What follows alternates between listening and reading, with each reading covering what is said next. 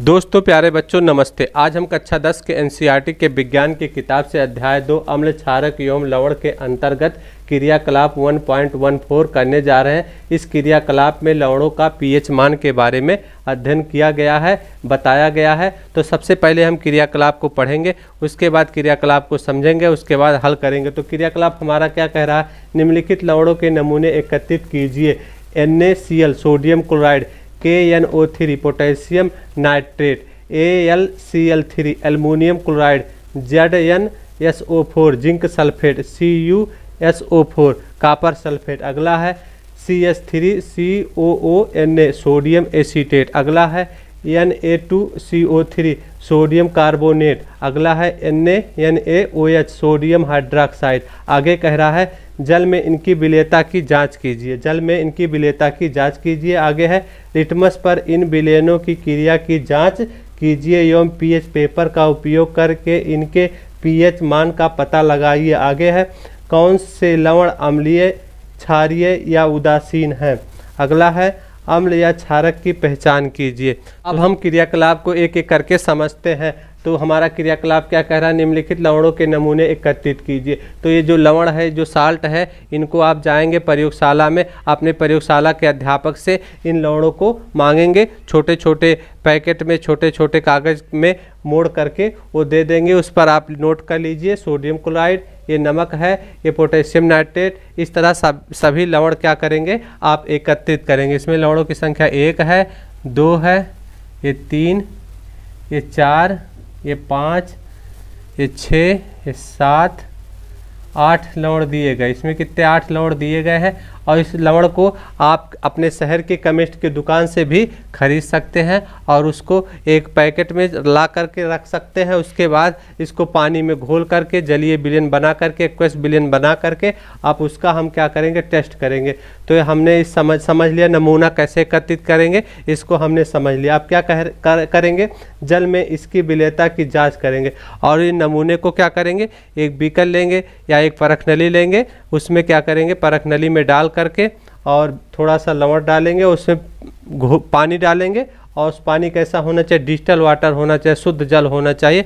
और उसको ऐसे करेंगे, हिलाएंगे और उसको जांच करेंगे कौन सा जल में घुल रहा है, कौन सा लवण जल में विलीय है, कौन सा लवण जल में विलीय नहीं है। ये हो गया हमारा दूसरा स्टेप। अगला कह रहा है लिटमस पर इन विलयनों की क्रिया की जाँच कीजिए एवं पीएच पेपर का उपयोग करके पीएच का मान भी पता लगाइए। तो लिटमस पर इन विलयनों का, तो लिटमस ले लेंगे, लिटमस पेपर ले करके इन विलयनों को टेस्ट करेंगे। विलयन को पानी में घोल करके और उसमें लिटमस पेपर डाल करके इन विलयनों को टेस्ट करेंगे। पहला टेस्ट है लिटमस टेस्ट। अगला है पीएच पेपर का उपयोग, दूसरा टेस्ट है पीएच पेपर लेंगे। ये लिटमस पेपर की तरह से होता है पीएच पेपर, और जिसकी सहायता से उसका ये लिटमस पेपर के द्वारा हम केवल अम्ल और क्षार का या उदासीन का पता लगा सकते हैं, अम्ल क्षार का पता लगा सकते हैं। लेकिन पीएच पेपर के द्वारा अम्ल, क्षार, लवण किसी भी रासायनिक तत्व का या कंपाउंड का हम क्या निकाल सकते हैं, उसका पीएच मान पता कर सकते हैं। जल का पीएच मान कितना, हमारे जो है लार का पीएच मान कितना है, हमारे ब्लड का पीएच मान कितना है। तो ये पीएच पेपर होता है, एक चार्ट होता है, उस चार्ट की सहायता से भी हम इसका मान पता लगाएंगे। यानी एक बार लिटमस टेस्ट करेंगे, लिटमस के द्वारा इन लवणों का, इन साल्टों का पीएच मान जांच करेंगे कि अम्लीय है कि क्षारीय है। अगला क्या करेंगे, पीएच पेपर खरीद कर लाएंगे, ये भी बाई करके लाएंगे, ये भी आपको केमिस्ट की दुकान से मिल जाएगा।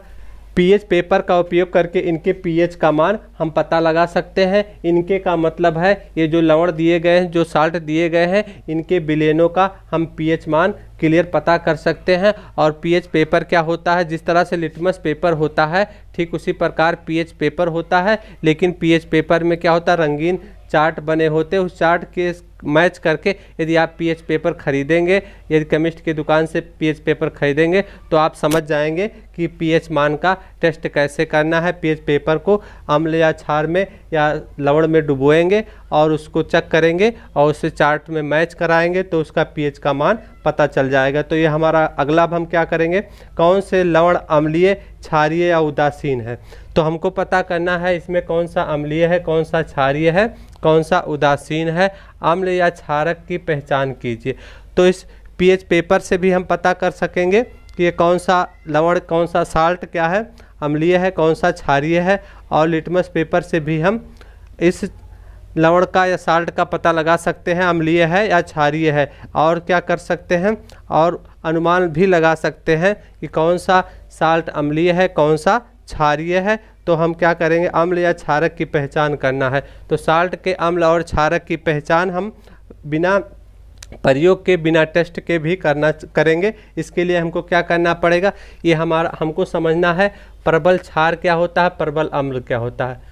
प्रबल अम्ल हमको पता होना चाहिए। प्रबल अम्ल होता है HCl प्रबल अम्ल होता है, H2SO4 प्रबल अम्ल होता है, और नाइट्रिक अम्ल HNO3 ये क्या होता है, प्रबल अम्ल होता है। क्या होता है, प्रबल अम्ल। इसी तरह हमको पता करना है प्रबल क्षार पता करना है। प्रबल क्षार हमारा होता है सोडियम हाइड्रोक्साइड और पोटेशियम हाइड्रोक्साइड।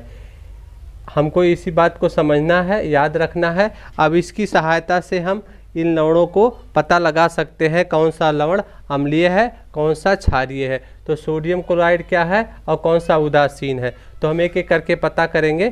पहला हमारा सोडियम क्लोराइड क्या है, सोडियम क्लोराइड NaCl क्या है, नमक है। क्या है, नमक है। इसे हम क्या कहते हैं, लवण भी कहते हैं, साल्ट भी कहते हैं।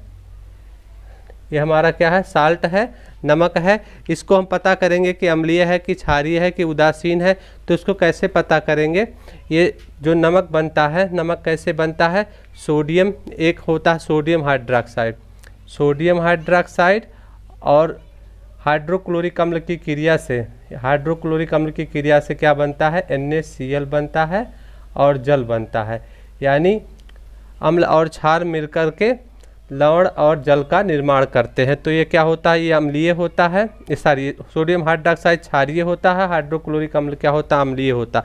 तो अम्ल क्षार ये दोनों प्रबल, ये प्रबल क्या है, क्षार है, और ये प्रबल अम्ल है। तो सोडियम हाइड्रोक्साइड प्रबल क्षार है और सोडियम क्लोराइड हाइड्रोक्लोरिक अम्ल क्या प्रबल अम्ल है। तो दोनों मिलकर के उदासीन विलयन बनता है। कैसा होता है, उदासीन, ये उदासीन होता है। तो इस तरह से हम कह सकते हैं ये सोडियम क्लोराइड का क्या है, जलीय विलयन क्या होगा, उदासीन होगा। क्यों होगा, क्योंकि ये भी प्रबल क्षार है। कैसा है, प्रबल क्षार है, ये भी प्रबल अम्ल है। ये क्या है, प्रबल अम्ल है। ये हमारा क्या है, प्रबल अम्ल है। तो प्रबल अम्ल प्रबल क्षार मिलकर के उदासीन होता है, उदासीन विलयन प्राप्त होता है।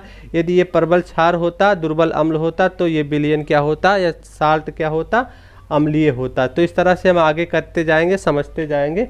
तो आगे हमारा है पोटेशियम नाइट्रेट। ये हमारा पोटेशियम नाइट्रेट है।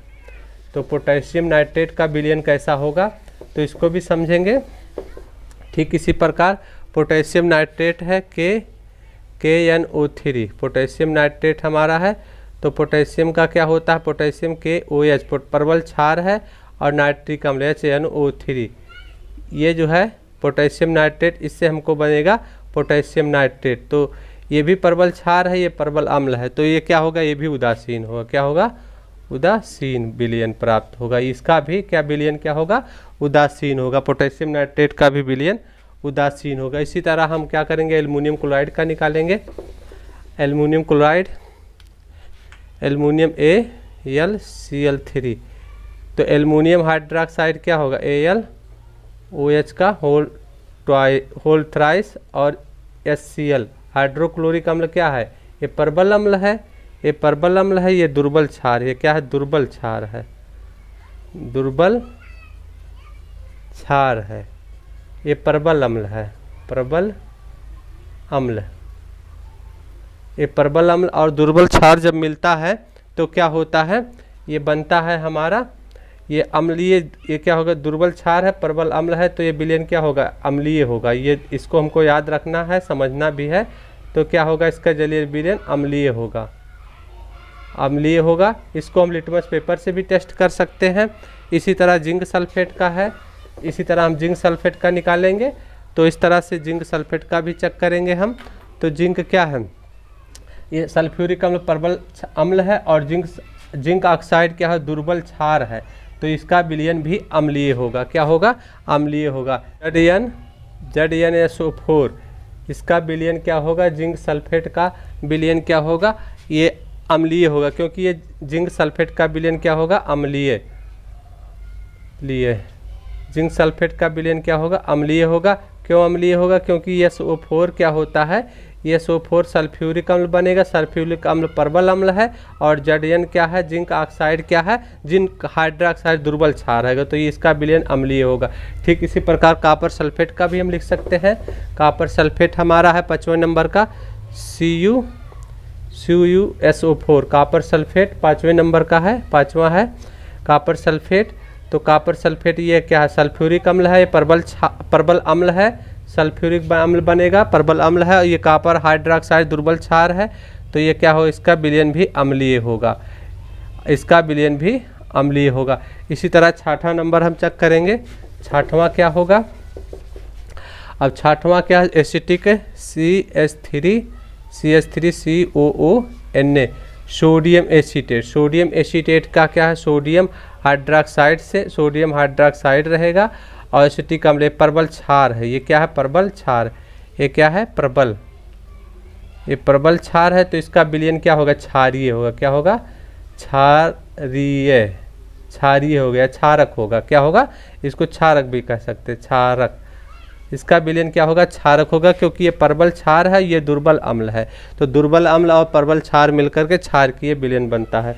अगला है सोडियम कार्बोनेट। सोडियम कार्बोनेट हमारा है सोडियम कार्बोनेट Na2CO3। तो ये हमारा सोडियम कार्बोनेट किससे बनता है, कार्बन डाइऑक्साइड और सोडियम हाइड्रोक्साइड से बनता है।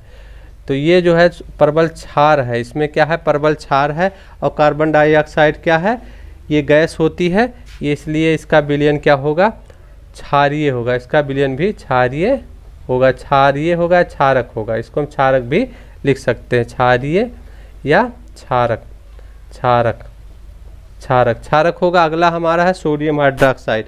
सोडियम हाइड्रोक्साइड हमारा अगला है NaOH। सोडियम हाइड्रोक्साइड NaOH, ये हमारा प्रबल क्षार है। इस चार्ट के हिसाब से देखेंगे प्रबल क्षार है, तो इसका विलयन क्या होगा, क्षारक होगा, क्षारक।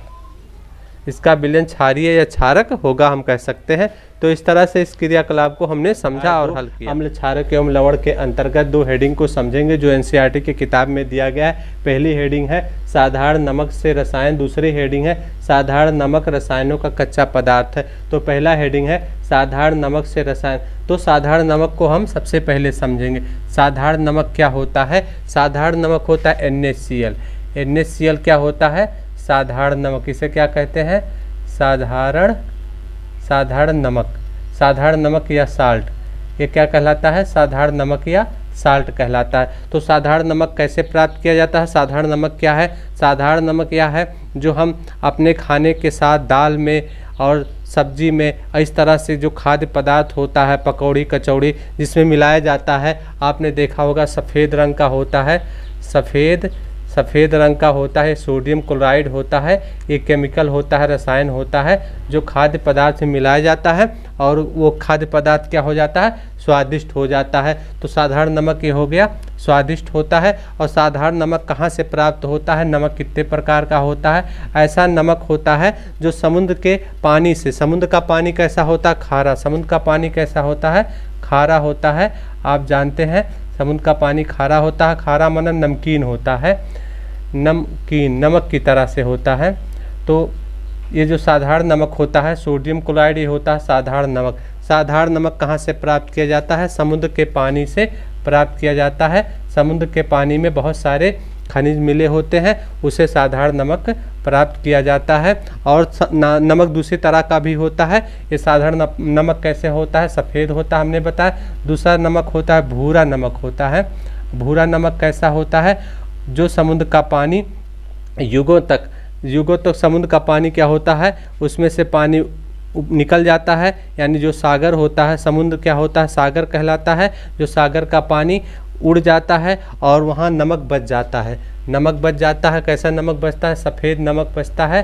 यानी नमक का वहाँ मतलब है कि खनिज पदार्थ क्या बचते हैं? खनिज होते हैं, यानी बहुत सारे खनिज होते हैं जो समुद्र के पानी में मिले होते हैं। तो बहुत सारे खनिज समुद्र के पानी में मिले होते हैं और युगों तक क्या होता है? युगों तक वो समुद्र का पानी और वो खनिज सूख जाता है, यानी वो उसमें पानी की कमी हो जाती है और वो एक चट्टान की तरह बन जाता है, क्रिस्टल के रूप में हो जाता है। क्रिस्टल के रूप में हो जाता है और उस तरह के जो उसका रंग कैसा होता है? भूरा होता है। तो वह भी नमक कहलाता है, जो कि आपने भी देखा होगा, जिसे क्या कहते हैं? काला नमक, सेंधा नमक। इस तरह के नमक जो है, एक होता है साधारण नमक सोडियम क्लोराइड और इस तरह भूरा नमक होता है, वो कहलाता है सेंधा नमक। और जिसे व्रत में हम खाते हैं, व्रत में इस्तेमाल किया जाता है। तो नमक को हमने थोड़ा सा समझा और नमक को थोड़ा सा और समझेंगे। नमक अंग्रेज़ जब हमारे देश पे शासन करते थे तो वो नमक पर क्या लगाए थे? टैक्स लगाए थे। नमक पर, साधारण नमक पर क्या लगाते थे? टैक्स लगाते थे। क्या लगाते थे? टैक्स यानी कर। इसको हिंदी में क्या कह सकते हैं? कर। इसको कर, टैक्स लगाते थे, यानी हर व्यक्ति को। इसके कारण से अमीर और गरीब को सबको कर देना पड़ता था। यानी जो बेचारा गरीब है वो कर देने लायक नहीं है, फिर भी नमक पर टैक्स लगता था, नमक का कर देना पड़ता था। तो गांधी जी ने दांडी यात्रा की थी। गांधी जी ने क्या किया था? आप जानते होंगे, दांडी यात्रा की थी।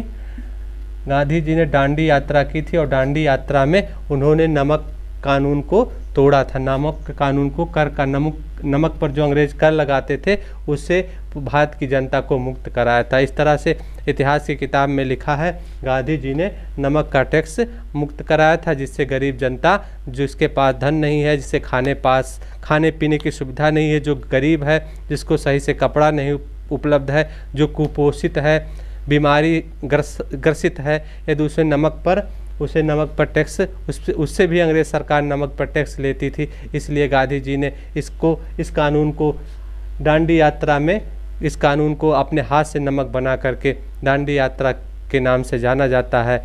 इस कानून को गांधी जी ने तोड़ा था। तो हमने समझा नमक को समझा। अब हम समझेंगे साधारण नमक का कच्चा पदार्थ क्या है। साधारण नमक का कच्चा पदार्थ क्या है? साधारण नमक का कच्चा पदार्थ को हम जानेंगे। यानी साधारण नमक से ही, जो हमारा साधारण नमक होता है, इसी से बहुत सारे रसायन बनते हैं। इसको हमको समझना है और इन रसायनों को हम अगले अध्याय में भी समझेंगे। तो पहला रसायन हमारा है सोडियम हाइड्रॉक्साइड। ये क्या है? NaOH।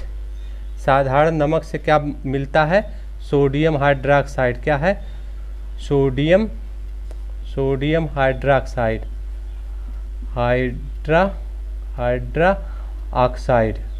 ऑक्साइड।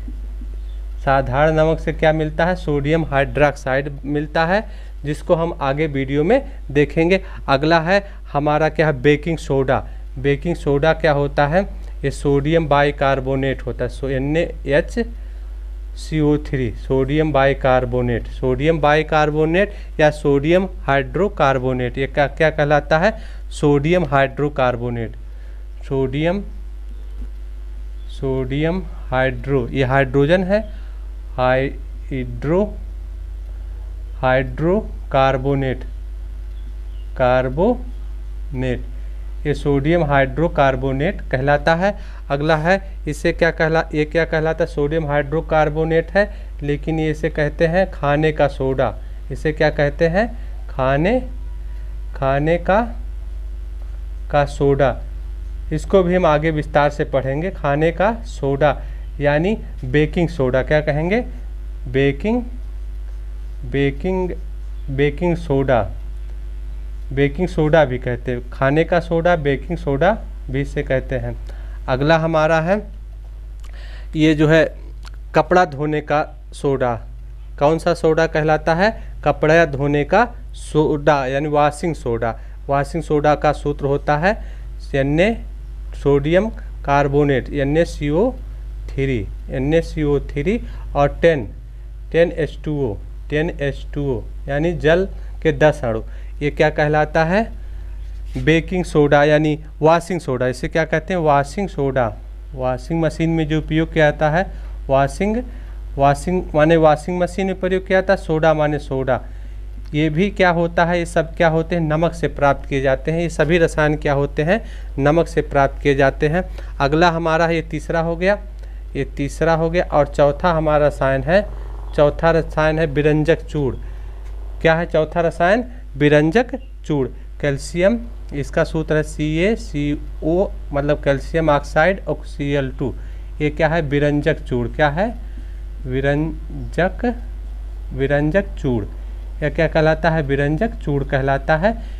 ये हमारा चौथा रसायन है। इसे कहते हैं विरंजक चूड़, माने रंग उड़ाने का, जिसमें कपड़े में दाग लगा होता है और जिसे हम आला भी कहते हैं। इसे क्या कहते हैं, देहात की भाषा में आला भी कहते हैं, जिसके कारण से कपड़े का रंग उड़ाया जाता है। तो इस तरह से हम समझेंगे साधारण नमक से ये सब 4 पदार्थ दो दिया गया है। 4 पदार्थ हम इस किताब में दिया गया, NCERT के बुक में दिया गया है। इन चारों को हम कैसे प्राप्त करेंगे आगे हम देखेंगे, आगे वीडियो में हम देखेंगे। तो इसको हमको थोड़ी सी बात समझ लेना है। साधारण नमक का सूत्र होता है NaCl।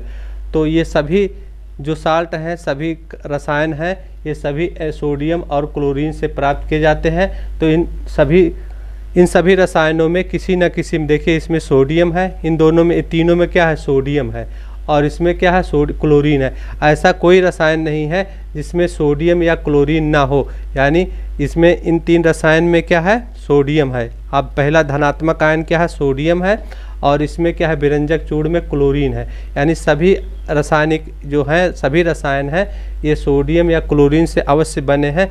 यदि आप इस बात को भी समझेंगे तो याद रखने के लिए आपको रटना नहीं पड़ेगा, आप समझ करके इन रसायनों का सूत्र याद कर लेंगे। और ये बहुत इम्पॉर्टेंट है, ये बोर्ड परीक्षा में, हर बोर्ड परीक्षा में आता रहता है। सोडियम हाइड्रॉक्साइड का सूत्र भी आता है। और ये जो है हमारा खाने का सोडा, ये खाने का सोडा या बेकिंग सोडा का सूत्र भी पूछा जाता है। और वॉशिंग सोडा या कपड़ा धोने का साबुन, कपड़ा धोने का सोडा का प्रयोग का सूत्र भी पूछा जाता है। तो इस तरह से हम इसको समझेंगे, समझ करके पढ़ेंगे तो हम अच्छे से याद रखेंगे। दोस्तों प्यारे बच्चों, अब हम sodium hydroxide caustic soda NaOH के निर्माण के बारे में जानेंगे। यानी सोडियम हाइड्रॉक्साइड यानी कास्टिक सोडा का निर्माण कैसे होता है, इसके बारे में हम जानेंगे। हम जानते हैं नमक समुद्र से प्राप्त होता है। नमक के द्वारा हम सभी ज्यादा से ज्यादा रासायनिक पदार्थ प्राप्त किए जाते हैं। यानी नमक का मतलब होता है सोडियम क्लोराइड।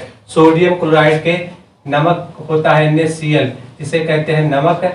नमक के द्वारा क्या प्राप्त होता है, सोडियम हाइड्रॉक्साइड प्राप्त किया जाता है। तो नमक के द्वारा सोडियम हाइड्रॉक्साइड कैसे प्राप्त किया जाता है, इसको सबसे पहले हम समझेंगे।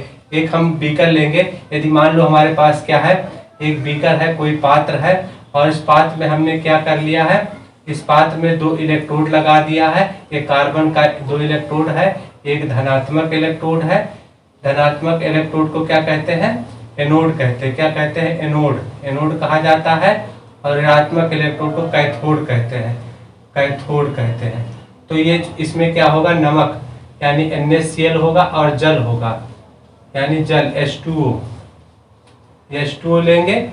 इसमें क्या है, नमक और जल का जलीय विलयन है। तो इस तरह के विलयन लेकर के और इसमें क्या करेंगे, बैटरी से जोड़ देंगे। इसे किससे जोड़ देंगे, ये इलेक्ट्रोड है, ये कार्बन की 2 छड़े हैं, एक धनावेशित छड़ है, एक ऋणावेशित छड़ है। और इसको क्या करेंगे, इसको बैटरी से जोड़ेंगे। किससे जोड़ेंगे, बैटरी से जोड़ेंगे। और इस तरह की घटना को क्या कहता है, वैद्युत अपघटन।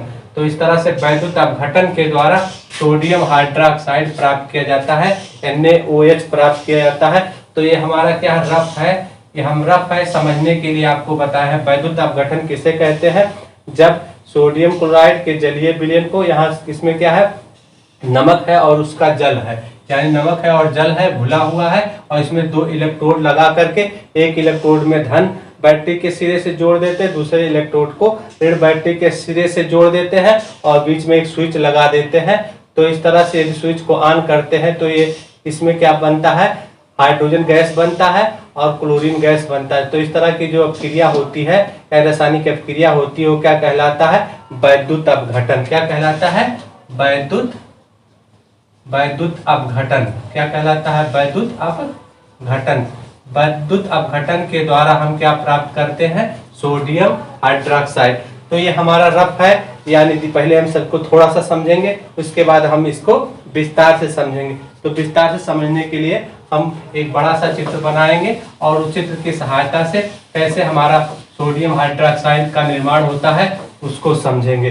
तो इस तरह से एक हम चित्र बनाएंगे, चित्र को समझेंगे और चित्र की सहायता से इस तरह से एक हमारा पात्र रहता है, बड़ा सा पात्र रहता है। एक बड़ा सा पात्र लेते हैं और इसमें क्या करते हैं, इसमें एक पाइप लगा होता है, छिद्र होता है, इधर एक छिद्र होता है और इधर भी एक छिद्र होता है, इसी के लगभग समांतर एक छिद्र होता है। इस तरह से इधर भी पाइप लगा होता है, इधर भी छिद्र होता है और इधर भी छिद्र लगा होता है। इसमें क्या होता है? NaCl प्लस H2O, यानी जल और सोडियम क्लोराइड का जलीय विलयन, एक्वस AQ। सोडियम क्लोराइड और जल इसमें क्या करके भेजा जाता है। तो इस तरह से एक पात्र है और इसके अंदर क्या होता है, इस तरह से यहाँ एक क्षेत्र होता है, इसमें भी पाइप लगा होता है और बीच में इस तरह से होता है और इधर भी क्या होता है, एक छिद्र होता है, यहाँ से भी एक पाइप निकला होता है। इस तरह से हमारा एक बड़ा सा पात्र होता है और इसमें पानी और सोडियम क्लोराइड का जलीय विलयन होता है। तो इसके बीच में क्या लगा होता है, एक जो है झिल्ली लगी होती है। इस तरह से ये झिल्ली लगी होती है जिससे जो निकलने वाली गैस है वो क्या हो, जो ये गैस निकल रही है, ये हाइड्रोजन गैस निकलेगी और क्लोरीन गैस निकलेगी। ये गैस क्या हो, इस झिल्ली के द्वारा इधर उधर ना, इधर की गैस इधर है और इधर की गैस इधर है। तो क्या होता है, ये झिल्ली होती है, पतली सी झिल्ली होती है, इससे गैस का आदान प्रदान ना हो। ये क्या होती है? झिल्ली। तो इसके बीच में दो इलेक्ट्रोड होते हैं। इस तरह से हम दो इलेक्ट्रोड का चित्र बनाएंगे। इस तरह से ये इलेक्ट्रोड होते हैं जो पूर्ण रूप से पानी में डूबे होते हैं। ये सारे इलेक्ट्रोड को थोड़ा सा अंदर चित्र बनाएंगे। इलेक्ट्रोड क्या होते हैं, इस तरह से इलेक्ट्रोड लगे होते हैं और इसमें वायर लगा होता है और इस वायर ऐसे लगा होता है, इससे प्लस होता है, इसे एनोड कहते हैं। क्या कहते हैं? एनोड कहते हैं। जो प्लस वाला सिरा होता है एनोड कहलाता है, प्लस के सिरे को एनोड कहते हैं। इसी तरह इधर भी एक इलेक्ट्रोड लगा होता है जो क्या होता है, कार्बन का होता है। इस तरह से एक इलेक्ट्रोड लगा होता है और इसको जो है एक बैटरी के ऋण सिरे से जुड़ा होता है। बैटरी के किस सिरे से जुड़ा होता है? ऋण। इसे क्या कहते हैं? कैथोड। कैथोड इसे कहा जाता है, कैथोड। तो इस तरह से हमारा ये चित्र होता है और पारदर्शी झिल्ली होती है जिसके द्वारा क्या होता है, ये झिल्ली होती है जिसमें क्या हो, सोडियम क्लोराइड के आयन, जो आयन होते हैं, ये जो जल में घोला जाता है, सोडियम क्लोराइड या नमक को जल में घोलते हैं तो N प्लस आयन में टूटता है, N प्लस आयन में टूटता है इस तरह से। और ये जो है N प्लस आयन इस तरह से बिखरा होता है पूरे पात्र में। N प्लस आयन क्या होता है, बिखरा होता है। तो आयन इधर उधर जा सके लेकिन गैस निकलने वाली गैस इधर उधर ना जा सके, क्लोरीन होता है। इस तरह से जल में क्या होता है, इस तरह अपघटित हो जाता है सोडियम क्लोराइड Na प्लस और जल कैसे अपघटित होता है, ये जो हमारा सोडियम है जल में क्या होता है, जल में घोलने पर सोडियम आयन और जो क्लोरीन आयन अलग हो जाता है। सोडियम आयन प्लस इधर हो जाता है, क्लोरीन आयन अलग हो जाता है। तो ये हो गया। इसी तरह हमारा है जल H2O। तो ये हमारा जल है, जल का हाइड्रोजन आयन अलग हो जाता है और हाइड्रोक्साइड आयन अलग हो जाता है। तो इस तरह से ये हमारे पूरे विलयन में फैल जाता है। इसको हम चित्र के माध्यम से अच्छे से समझेंगे। ये प्लस और OH माइनस हो जाता है, इस तरह फैल जाता है। इसको थोड़ा सुविधा के लिए हम बनाएंगे जिससे आपको अच्छे से समझ में आ जाए। ये हमारा क्या होता है, एनोड। इस पे क्या होता है, सब धन चार्ज होता है। एनोड पे क्या होता है, धन चार्ज होता है और कैथोड पे क्या होता है, ऋण चार्ज होता है। इसको हम अच्छे से समझेंगे। तो इस तरह से हमारा हाइड्रोजन होता है plus charge, OH minus charge. इस तरह से हम बना लेंगे, चित्र बनाएंगे तो अच्छे से समझ में आएगा। तो इस तरह से हम चित्र बनाते जा रहे हैं, हाइड्रोजन और OH माइनस आयन। तो इस तरह से इसी का चित्र हम इधर भी बनाएंगे।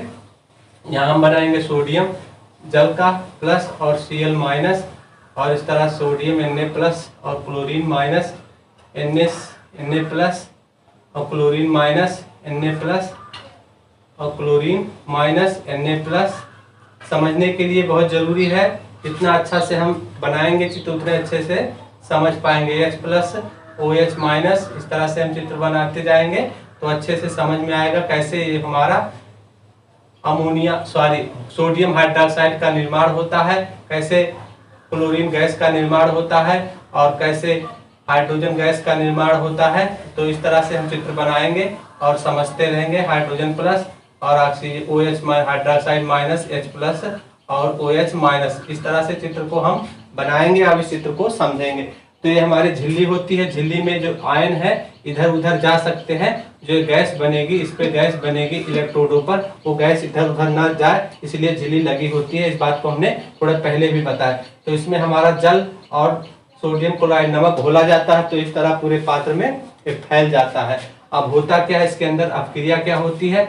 ये जो हमारा क्या है एनोड है, ये धन आवेशित है, तो ऋण आवेशित आयन, जो ऋण आवेशित आयन सभी, ऋण आवेशित कौन सा है इसमें, ऋण आवेशित हमारा ये क्लोरीन, ये क्लोरीन ऋण आवेशित है तो इधर जाएगा। क्लोरीन क्या है, ऋण आवेशित है, यहाँ भी क्लोरीन ऋण आवेशित है, ये भी क्या करेगा, झिल्ली से ऐसे इधर जाएगा।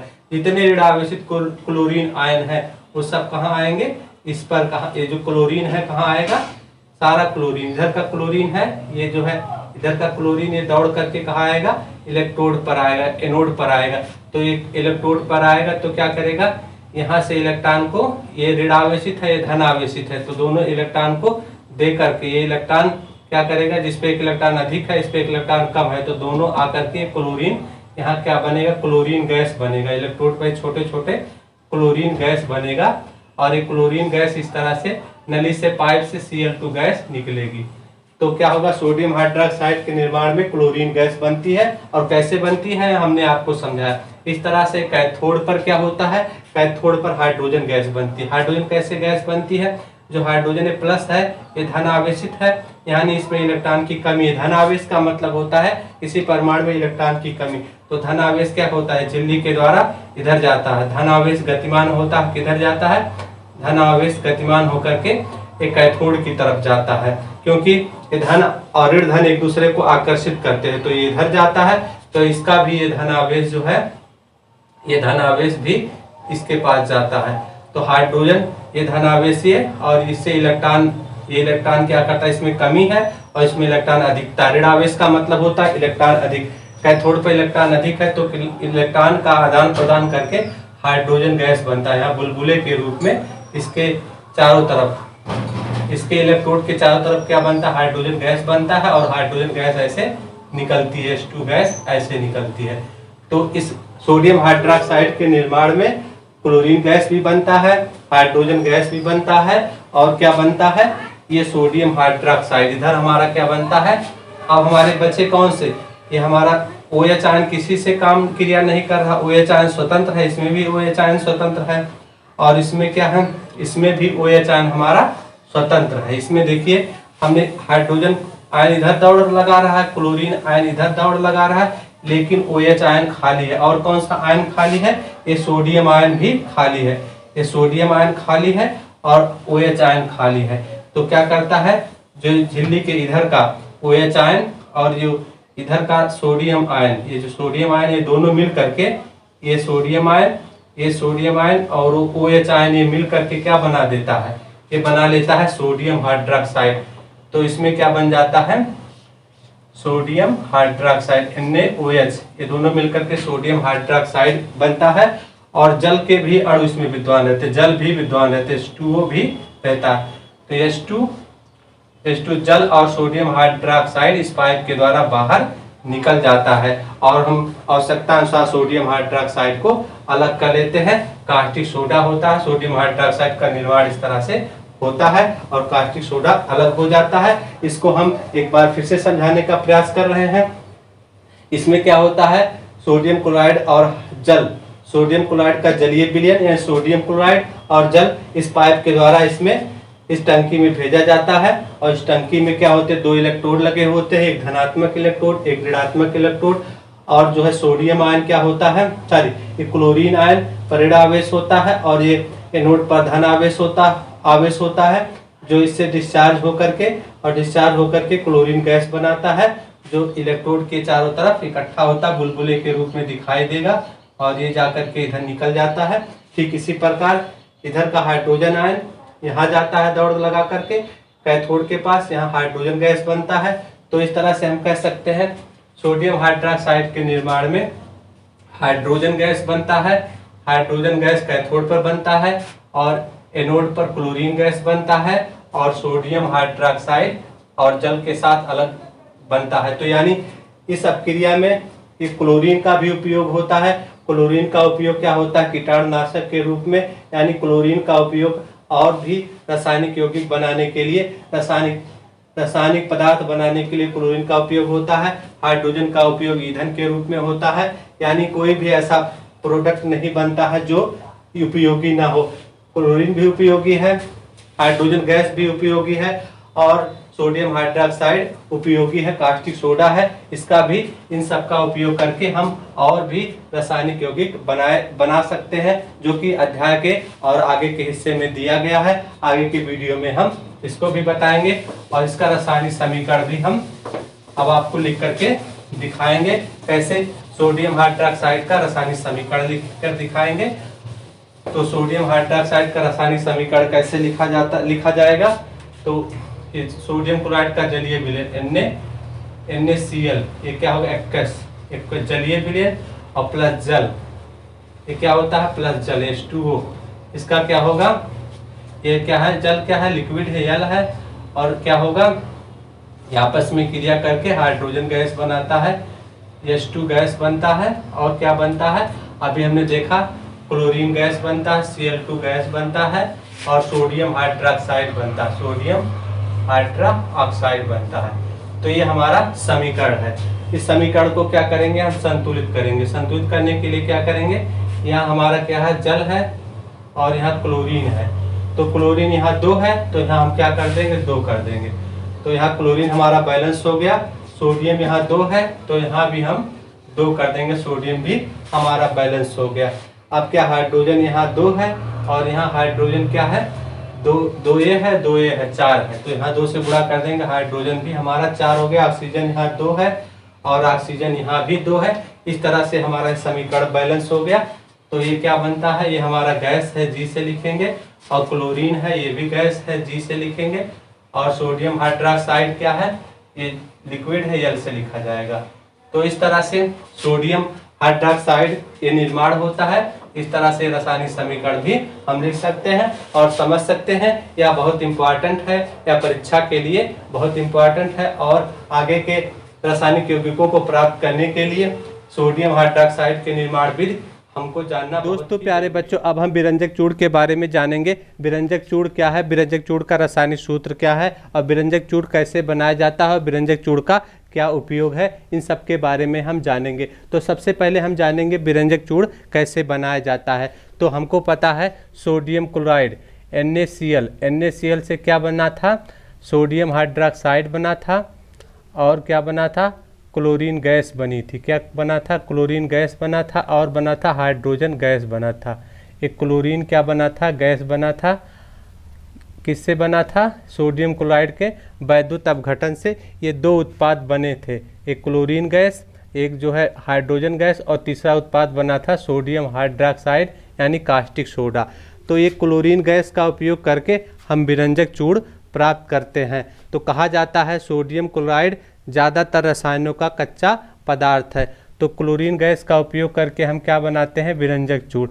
तो विरंजक चूर्ण बनाने के लिए ये क्या लगता है हमको? कैल्शियम हाइड्रोक्साइड यानी बुझा चूना। क्या होता है? शुष्क बुझा चूना। इसका उपयोग क्या होता है? शुष्क बुझा चूना इसी का उपयोग किया जाता है। शुष्क बुझा चूना, शुष्क का मतलब ऐसा बुझा चूना जिसमें पानी ना हो, नमी ना हो, ये शुष्क बुझा चूना प्लस क्लोरीन, इसमें क्लोरीन गैस प्रवाहित की जाती है, Cl2 गैस प्रवाहित की जाती है। तो क्या बनता है? विरंजक चूर्ण या ब्लीचिंग पाउडर बनता है। विरंजक चूर्ण बनता है। विरंजक चूर्ण का सूत्र हमारा होगा CaO और Cl2, ये विरंजक चूर्ण बनता है और ये जल बनता है। और क्या बनता है? जल बनता है H2O। इस तरह से ये हमारा विरंजक चूर्ण प्राप्त होता है। ये कहलाता है कैल्शियम ऑक्सीजन क्लोराइड या कैल्शियम हाइपोक्लोराइड। इसको कई नामों से पढ़ा जाता है। Calcium oxide chloride, calcium oxy chloride भी कहते हैं। इसे क्या कहते हैं? Calcium calcium calcium oxy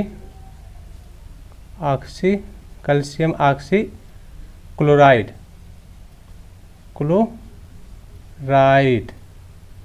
chloride और कहा जाता है कैल्शियम हाइपोक्लोराइड। इसका नाम है कैल्शियम हाइपोक्लोराइड।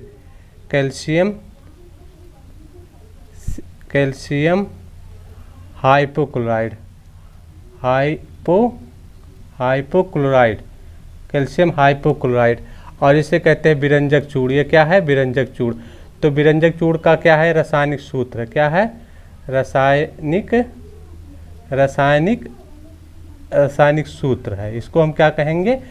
यही विरंजक चूड़ का रासायनिक सूत्र है। और विरंजक चूड़ क्या है? एक रसायन है। विरंजक चूड़ क्या है? ये रसायन है। हमने कहा था विरंजक चूड़ क्या है? रसायन है। रसायन है यानी केमिकल है। क्या है? केमिकल है। तो विरंजक चूड़ एक रसायन है। विरंजक चूड़ का यह सूत्र है। विरंजक चूड़ को कैल्शियम ऑक्सीक्लोराइड भी कहते हैं। विरंजक चूड़ को कैल्शियम हाइपोक्लोराइड भी कहते हैं। तो विरंजक चूड़ को इतने नामों से जाना जाता है। फिर से एक बार हम समझा दे रहे हैं। कैल्शियम हाइड्रोक्साइड यानी बुझा हुआ चूना और इसमें क्लोरीन गैस प्रवाहित की जाती है तो विरंजक चूड़ प्राप्त होता है और जल प्राप्त होता है। तो ये हमारा समीकरण हो गया। इसके द्वारा हमने बहुत सी चीज़ें समझा। और विरंजक चूड़ का मतलब होता है, एक होता है विरंजक चूड़ का मतलब ब्लीचिंग पाउडर। विरंजक चूड़ और क्या है? Bleaching powder. ब्लीचिंग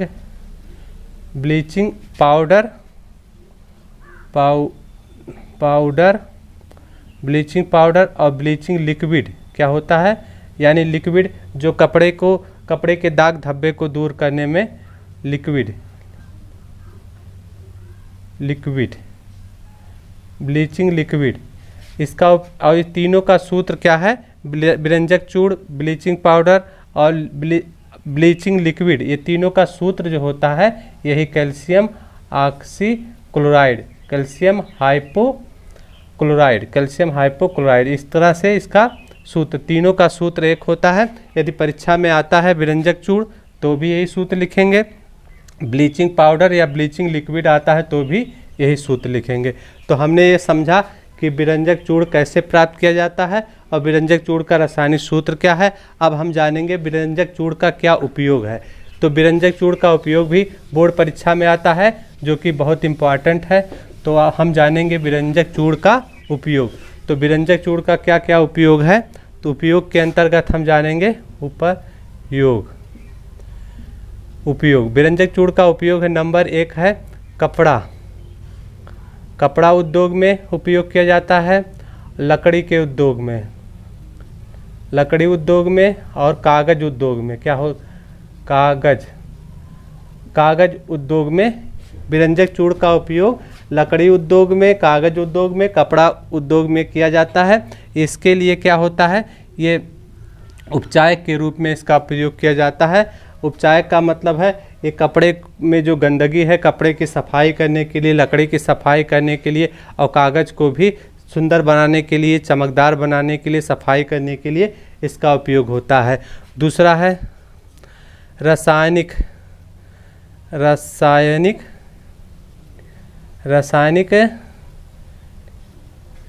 उपयोग है और रासायनिक उपचायक के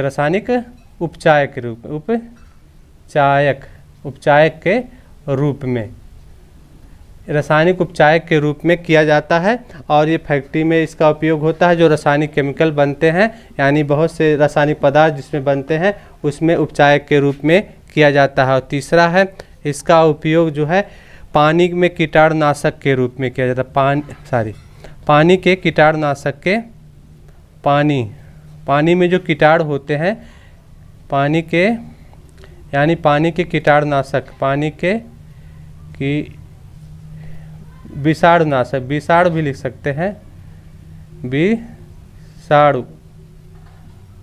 विषाणु बैक्टीरिया, विषाणु के नाशक के रूप में, नाशक, यानी हमारे अस्पताल के आसपास, हमारे घर के आसपास जो नाली होती है उसमें जो कीड़े होते हैं, उस कीड़े को मारने के लिए इसमें ब्लीचिंग पाउडर या ब्लीचिंग चूड़ का इस्तेमाल किया जाता है। और ब्लीचिंग पाउडर या ब्लीचिंग चूड़ का इस्तेमाल करके हम अपने आसपास के जो पानी होते हैं उसमें बड़े बड़े कीड़े पड़े होते हैं, उसको यदि हम ब्लीचिंग पाउडर डालते हैं तो उसके कीड़े मर जाते हैं। यदि हमारे पानी के अंदर, पीने के पानी के अंदर, तालाब के अंदर का पानी है, उसमें पशु पक्षी पीते हैं तालाब का पानी, पशु पक्षी यदि बीमार पड़ते हैं तो उस पानी में भी ब्लीचिंग पाउडर डाल दिया जाता है। कुएं का पानी यदि सही नहीं है तो उसमें भी ब्लीचिंग पाउडर डाल देते हैं।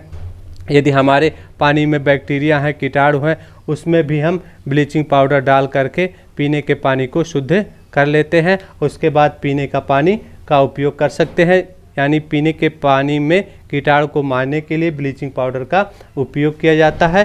तो ये 3 महत्वपूर्ण उपयोग ब्लीचिंग पाउडर के हैं। इस तरह से यह प्रश्न बोर्ड परीक्षा के लिए बहुत ही इम्पॉर्टेंट है। हर बोर्ड परीक्षा में इससे एक प्रश्न जरूर आता है।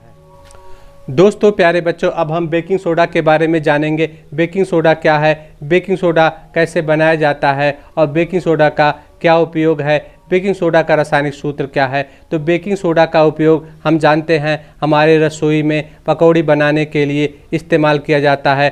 पकौड़ी को खस्ता और मुलायम बनाने के लिए बेकिंग सोडा का उपयोग किया जाता है।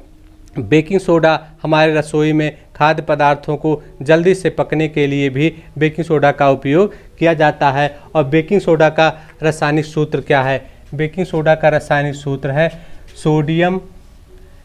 Sodium by carbonate. ये बेकिंग सोडा का क्या है, रासायनिक सूत्र है। और ये बेकिंग सोडा कैसे प्राप्त किया जाता है इसके बारे में जानेंगे, यानी बेकिंग सोडा कैसे बनाया जाता है, रासायनिक क्रिया कैसे है। तो क्या है, बेकिंग सोडा कैसे बनाया जाता है, किसी भी पदार्थ को बनाने के लिए, कोई भी ज़्यादा से ज़्यादा तक रासायनिक पदार्थ बनाने के लिए ये सोडियम क्लोराइड क्या है, हमारा कच्चा पदार्थ है। तो बेकिंग सोडा में ये सोडियम है, इसलिए हम अनुमान लगा सकते हैं कि बेकिंग सोडा बनाने के लिए सोडियम क्लोराइड का इस्तेमाल किया जाएगा। यानी बेकिंग सोडा बनाने के लिए सोडियम क्लोराइड यानी नमक क्या है, हमारा प्रमुख कच्चा पदार्थ है। नमक के द्वारा बेकिंग सोडा बनाया जाता है। अब नमक के द्वारा बेकिंग सोडा कैसे बनाया जाता है इसका रासायनिक समीकरण लिखेंगे, साथ साथ हम रासायनिक समीकरण को समझेंगे। तो नमक हमारा है NaCl, ये नमक है। और नमक में क्या मिलाया जाता है, जल मिलाया जाता है, H2O जल मिलाया जाता है। और कार्बन डाइऑक्साइड गैस डाली जाती है, CO2 कार्बन डाइऑक्साइड गैस मिलाई जाती है। और अमोनिया गैस मिलाई जाती है, NH3 अमोनिया गैस मिलाई जाती है। उसके बाद तो ये क्या होता है, हमारा बनता है बेकिंग सोडा। तो इस तरह से सोडियम क्लोराइड, नमक, जल, कार्बन डाइऑक्साइड और अमोनिया गैस, ये सब क्या हैं, गैस हैं। अमोनिया गैस है, कार्बन डाइऑक्साइड गैस है, ये सब मिल करके क्या बनता है, बेकिंग सोडा और अमोनियम क्लोराइड बनता है, NH4Cl। ये कैसे बनता है इसको हम इस तरह समझेंगे। अमोनिया ये गैस है, ये क्या है, हमारा गैस है। और कार्बन डाइऑक्साइड ये भी हमारी गैस है। तो ये है अमोनिया गैस है, इसमें हाइड्रोजन कितना है, 3। अमोनियम क्लोराइड में हाइड्रोजन 4 होता है। तो हाइड्रोजन कहाँ से लिए, जल से। ये हाइड्रोजन, एक हाइड्रोजन यहाँ जुड़ गया, बन गया अमोनियम क्लोराइड। ये जल का हाइड्रोजन, एक हाइड्रोजन जुड़ गया अमोनिया गैस के साथ। इसको समीकरण को समझते भी चलेंगे। तो इस तरह से अमोनियम क्लोराइड हमारा बन गया। अगला क्या बनेगा, अगला बनेगा सोडियम बाइकार्बोनेट। ये सोडियम NaCO3 ये होता है बेकिंग सोडा। अगला हमारा बनता है सोडियम NaHCO3, ये CO3। तो ये कैसे बनता है इसको भी समझेंगे, जिससे रासायनिक समीकरण को हमको याद नहीं रखना पड़ेगा, समझ करके हम रासायनिक समीकरण लिख ले जाएंगे। तो एक हाइड्रोजन यहाँ इस्तेमाल हो गया, दूसरा हाइड्रोजन कहाँ चला जाता है, यहाँ चला जाता है, दूसरा हाइड्रोजन यहाँ जुड़ जाता है और सोडियम हाइड्रोजन कार्बोनेट प्राप्त होता है। तो ये हमारा हो गया, ये 2 हाइड्रोजन यहाँ जुड़ गया। और क्या बचता है, ये हमारा 2 हाइड्रोजन इधर जुड़ गया और 2 इधर जुड़ गया, एक यहाँ जुड़ गया और एक हाइड्रोजन यहाँ जुड़ करके अमोनियम क्लोराइड बनाता है। और दूसरा हाइड्रोजन जुड़ करके यहाँ सोडियम बाइकार्बोनेट बनाता है, यानी बेकिंग सोडा बनाता है। तो इस तरह से हम समीकरण को समझेंगे। अब हम देखेंगे समीकरण संतुलित है कि नहीं। तो हमारा समीकरण संतुलित भी नज़र आ रहा। सोडियम यहाँ एक है, यहाँ भी एक है, क्लोरीन एक है, तो क्लोरीन एक है, हाइड्रोजन दो है, और ये 3 है, 3 2 5 ये है, और 2 4 और 1 5 इधर भी है। तो यह भी बराबर ऑक्सीजन कितना है, यहाँ ये ऑक्सीजन और ये ऑक्सीजन जुड़ करके CO3 बनाता है। तो इस तरह से हम समझेंगे तो भी हमको ये समीकरण को रटना नहीं पड़ेगा। O + 2O बराबर 3O। तो इस तरह से समीकरण को हमको रटना नहीं है, समझना है। तो ये हमारा बनता अमोनियम क्लोराइड। क्या बनता है, अमोनियम क्लोराइड। ये हमारा क्या है, अमोनियम क्लोराइड। ये अमोनियम क्लोराइड है। और ये हमारा है sodium hydrogen carbonate. Sodium hydrogen carbonate, sodium hydrogen sodium hydrogen carbonate. ये हमारा सोडियम हाइड्रोजन कार्बोनेट, इसे कहते हैं बेकिंग सोडा। तो इस तरह से सोडियम हाइड्रोजन कार्बोनेट यानी बेकिंग सोडा बनाया जाता है। तो बेकिंग सोडा इस रासायनिक समीकरण है और बेकिंग सोडा इस तरह से बनाया जाता है। और बेकिंग सोडा हमारा काम कैसे करता है इसको भी हमको समझना है। यानी बेकिंग सोडा का रिएक्शन क्या होता है, बेकिंग सोडा कैसे यूज किया जाता है, यानी उसका फंक्शन क्या है। बेकिंग सोडा को यदि हम गर्म करते हैं, यानी बेकिंग सोडा का क्या प्रकृति होता है, हम जानते हैं बेकिंग सोडा क्या होता है, क्षारीय होता है। बेकिंग सोडा का लिटमस टेस्ट क्या करेंगे, लिटमस टेस्ट हम करेंगे तो हमको पता चलेगा ये क्या करता है। लाल लिटमस को, यदि हमारा क्या है, लाल लिटमस है, ये लिटमस पेपर है, कैसा है, लाल है, क्या हो जाता है, बेकिंग सोडा में मिलाया जाता है तो ये नीला हो जाता है। क्या हो जाता है, नीला। लाल लिटमस पेपर नीला हो जाता है। इससे पता चलता है यह प्रकृति हमारी कैसी है, क्षारीय है, यानी क्षारक है। क्या है, इसको हम क्षारीय या क्षारक लिख सकते हैं। इसका प्रकृति क्या कैसा है, क्षारक है।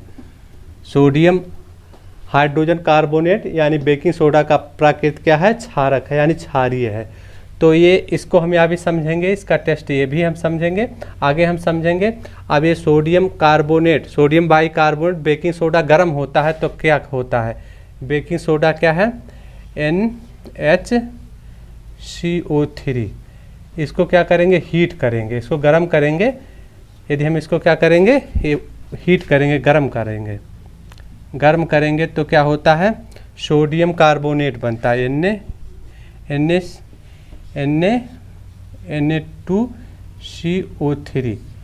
Na2CO3 प्लस क्या बनता है, कार्बन डाइऑक्साइड गैस बनता है और जल बनता है। ये हमारा, इस समीकरण को भी हम समझेंगे, समीकरण कैसे लिखा गया है, कैसे बनता है, इसका परमाणु को भी समझेंगे, कैसे परमाणु बैलेंस है।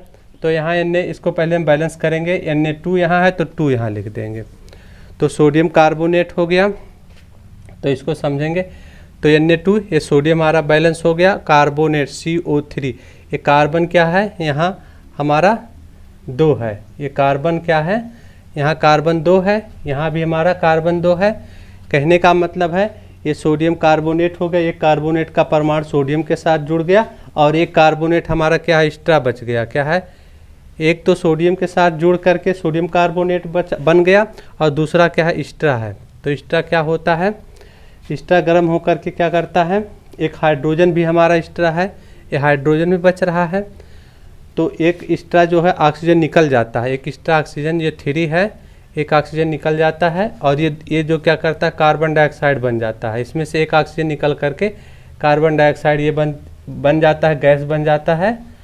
और ये हाइड्रोजन हमारा जो है, ये हाइड्रोजन जो एक्स्ट्रा है, ये ऑक्सीजन जो यहाँ से एक ऑक्सीजन बचा हुआ है, इस ऑक्सीजन की क्रिया करके जल बना लेता है। तो इस तरह से समीकरण को हम समझेंगे तो हमको याद नहीं रखना पड़ेगा। तो ये हमारा क्या बनता है, सोडियम कार्बोनेट। क्या बनता है, सोडियम कार्बोनेट, कार्बोनेट, ये सोडियम कार्बोनेट बनता है। ये carbon dioxide gas, carbon dioxide,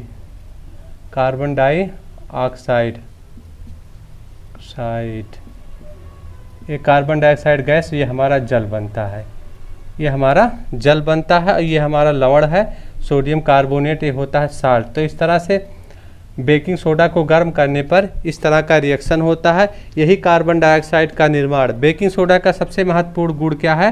carbon dioxide. Baking soda का सबसे महत्वपूर्ण गुण हमको याद रखना है, ये हमेशा हर रिएक्शन में क्या करता है? कार्बन डाइऑक्साइड गैस बनाता। खुद गर्म होता है तो भी कार्बन डाइऑक्साइड गैस बनता है। तो इस तरह से ये बेकिंग सोडा का रासायनिक गुण है, जिसके कारण से ये हमारी पाव रोटी, ब्रेड, बेकिंग, यानी बेकिंग का मतलब होता है जो पकाने वाला होता है, बेकरी। बेकिंग का मतलब यहाँ बेकरी का सामान जहाँ ब्रेड बनता है, इन जगहों पर ज़्यादा से ज़्यादा बेकिंग सोडा का इस्तेमाल किया जाता है। इसलिए इसका नाम बेकिंग सोडा पड़ा है, क्योंकि ये खाना बनाने के लिए जो बेकरी के आइटम होते हैं, जो टोस्ट हमारा होता है, जो ब्रेड होता है, पाव रोटी होती है, उसके अंदर छोटे छोटे छेद होते हैं, उसमें हवा भरी होती है। तो इस तरह से हवा क्या होती है, ये हवा कैसे भरती है? कार्बन डाइऑक्साइड ही हवा भर जाती है, जिसके कारण से हमारा ब्रेड, पाव रोटी और बेकरी के जो सभी आइटम होते हैं सभी स्पंजी, मुलायम और स्वादिष्ट होते हैं। तो इसके अंदर कार्बन डाइऑक्साइड गैस भर जाती है, जिसके कारण से इस ब्रेड को पकाने पर फूल जाता है, मोटा हो जाता है और अच्छे से पक भी जाता है और स्वादिष्ट हो जाता है। ये कार्बन डाइऑक्साइड बेकिंग सोडा का महत्वपूर्ण रासायनिक समीकरण है, महत्वपूर्ण उत्पाद है। कोई भी रासायनिक समीकरण ऐसा नहीं होगा बेकिंग सोडा का जिसमें कार्बन डाइऑक्साइड गैस ना बने। तो हमने ये समझा। अब हम समझेंगे बेकिंग सोडा का उपयोग। अब बेकिंग सोडा का उपयोग कैसे किया जाता है? बेकिंग सोडा का 3 महत्वपूर्ण उपयोग है, इस उपयोग को हम समझेंगे। बेकिंग सोडा का पहला उपयोग है, बेकिंग सोडा का पहला उपयोग है बेकिंग पाउडर बनाने में। क्या बनाते हैं? उपयोग क्या है इसका? नंबर 1 है बेकिंग पाउडर बनाने में। बेकिंग पाउडर बनाने में, बेकिंग पाउडर बनाने में। तो बेकिंग पाउडर कैसे बनाया जाता है? तो बेकिंग पाउडर बनाने के लिए क्या करते हैं? बेकिंग सोडा लगता है। क्या लगता है? बेकिंग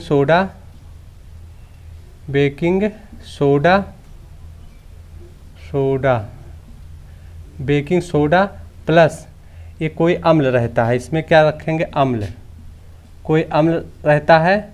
इस अम्ल के साथ जब मिल जाता है तो बेकिंग पाउडर क्या हो जाता है? बेकिंग सोडा बेकिंग पाउडर में बदल जाता है। अम्ल क्या होता है? टार्टेरिक अम्ल, यानी इमली मिला दी जाती है। इमली में क्या होता है? टार्टरिक अम्ल,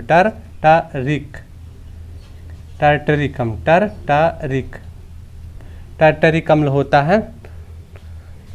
तो टार्टरिक अम्ल इमली में होता है और इसी इमली को मिला करके बेकिंग सोडा को इमली के अम्ल को मिलाया जाता है। अम्ल के लिक्विड फॉर्म को नहीं मिलाया जाता है, अम्ल के ठोस अवस्था, ठोस अम्ल को। और बेकिंग सोडा क्या होता है? ये हमारा भी ठोस होता है, ये भी ठोस होता है। ये ठोस को मिल करके पीस दिया जाता है। पीस के क्या बना दिया जाता है? पाउडर। इस तरह से पीस कर पाउडर बना दिया जाता है और उस पाउडर का उपयोग खाद्य पदार्थों को बनाने में, बेकरी के आइटम बनाने में किया जाता है, जिस तरह से गुल्ला, पाव रोटी, ब्रेड बनाने में किया जाता है। तो इस तरह से हमने समझा कि बेकिंग सोडा का उपयोग किसके लिए किया जाता है? बेकिंग सोडा का उपयोग बेकिंग पाउडर बनाने में किया जाता है। और बेकिंग पाउडर कैसे काम करता है इसको भी हम समझेंगे, यानी बेकिंग सोडा बेकिंग पाउडर में कैसे काम करता है, कैसे बेकिंग पाउडर हमारी रोटी को, ब्रेड को क्या करती है? मोटी करती है, स्पंजी बनाती है, फुलाती है। इसके लिए क्या रिएक्शन होता है उसके अंदर, इसको भी समझना हमको है। ये sodium bicarbonate, sodium hydrogen carbonate क्या होता है?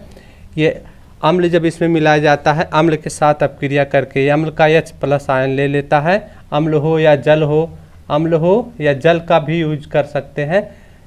जल का यूज करेंगे गैस थोड़ी कम बनेगी, अम्ल का यूज करेंगे तो कार्बन डाइऑक्साइड गैस ज़्यादा बनती। तो इस तरह रिएक्शन क्या होता है, baking soda, sodium hydrogen carbonate, hydrogen यानी हाइड्रोजन प्लस अम्ल का एच आयन लेकर के या जल का एच आयन लेकर के क्रिया करता है। कैसे क्रिया करता है तो क्या बनता है, कार्बन डाइऑक्साइड गैस बनती है, कार्बन डाइऑक्साइड गैस बनती है और जल बनता है। ये कार्बन डाइऑक्साइड गैस, ये इसको समझेंगे, इसमें से क्या 2 ऑक्सीजन हो जाएगा, 1 ऑक्सीजन कम हो जाता है तो कार्बन डाइऑक्साइड गैस होगा, 1 ऑक्सीजन अलग निकाल लेंगे वो, और इस हाइड्रोजन और इस हाइड्रोजन से मिलके क्या बन जाएगा, जल बन जाता है। क्या बन जाता है, जल, H2O, ये जल बन जाता है। ये भाप के रूप में बनता है, भाप के रूप में हम बेकरी में इस्तेमाल करते हैं। भाप के रूप में कार्बन डाइऑक्साइड गैस भी बनती है गैस के रूप में, और जल भी ये गैस के रूप में ही बनता है। तो जल बनता है और क्या बनता है, ये सोडियम, और यदि हाइड्रोक्लोरिक अम्ल है, HCl का अम्ल है,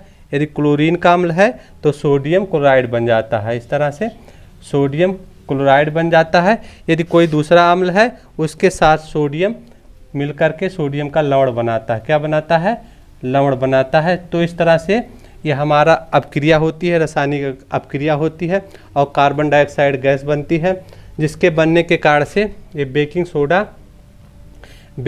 बेकिंग पाउडर में इस तरह से बेकिंग सोडा में क्या कर दिया जाता है, अम्ल मिला दिया जाता है। बेकिंग सोडा में अम्ल मिला दिया जाता है तो बेकिंग पाउडर बन जाता है। बेकिंग सोडा प्लस अम्ल मिल करके बेकिंग पाउडर बनता है। इसको हमको समझना है, याद रखना है, बहुत ही महत्वपूर्ण है। इसका उपयोग आप बेकरी में भी कर सकते हैं। यदि आप बेकरी का बिजनेस आपके घर है तो आप इसको अच्छी तरह से और समझ जाएंगे। तो ये हो गया, पहला उपयोग हो गया बेकिंग पाउडर बनाने में। अब हम दूसरा उपयोग बताएंगे। अब दूसरा उपयोग क्या है, दूसरा उपयोग क्या होता है, ये क्या होता है, बेकिंग सोडा क्या होता है, एंटी एसिडिक होता है, एंटी एसिडिक। दूसरा उपयोग है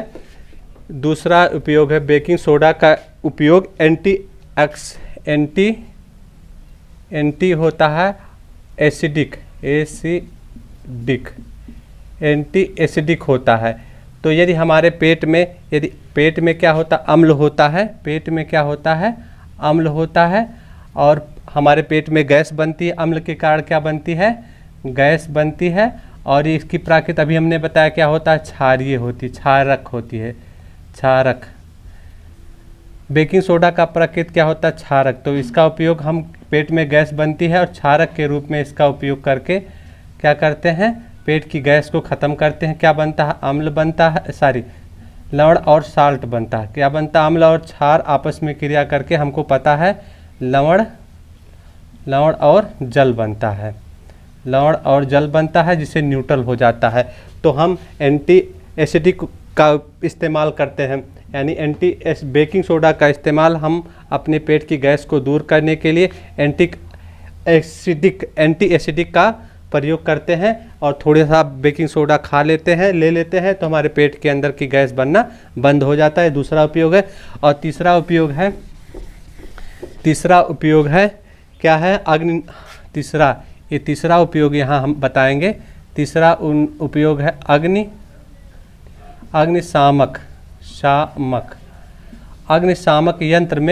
अग्निशामक यंत्र में भी इसका उपयोग होता। आपने देखा हो बैंक में, कार में और जो है दुकानों में बहुत जगह ये सिलेंडर होता है। इस तरह से लाल रंग का सिलेंडर होता है। कैसा होता है, ये लाल रंग का सिलेंडर होता है। जिस तरह से हमारे गैस सिलेंडर होता है, लाल रंग का सिलेंडर होता है, उसमें क्या भरा होता है, बेकिंग सोडा भरा होता है। इसमें क्या होता है, बेकिंग सोडा, सोडियम बाइकार्बोनेट या सोडियम हाइड्रोजन कार्बोनेट भरा होता है।